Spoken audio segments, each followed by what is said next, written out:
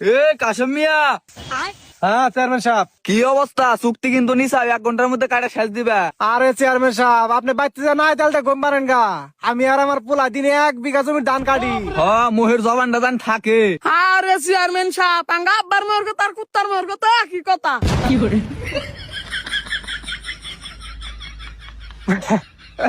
ওই চেয়ারম্যান সাহেব, আমার পোলাই বোঝা ওঠাছে আমার মোহের কথার মেলা দাম আর কি।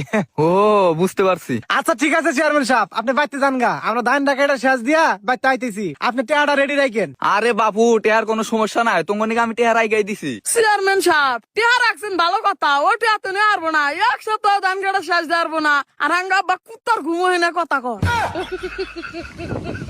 বান্দির বাচ্চা, তোর কিন্তু খেতের মধ্যে এখন পারামু।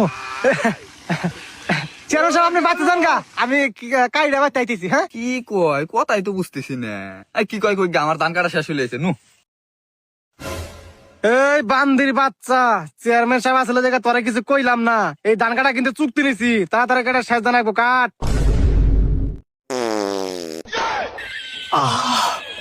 গ্যাসটা বার করে দিলাম।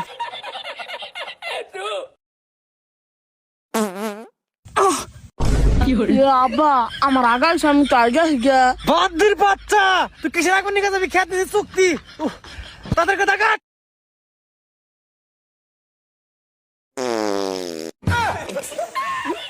আব্বা, আমার কুলা দিস না, আমি আগে আসি। ইস রে, এই বান্দির বাচ্চার নিয়ে আজকে রাতে না খেয়ে থাকা না করে। এই বান্দির বাচ্চা, খেতে চুক্তি নিছি, খেতে খাবি কি? কে পাবি কোনে? দরকার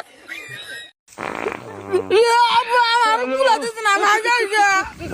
আল্লাহ রে, বান্দির বাচ্চা তো মাথা নষ্ট করে দিবা আমার। এই তোর গোয়া কেছে দেহি, দেহি কেছে নে, দেহি কেছে নিয়ে পাতা দেহি। কোলা আমি আগে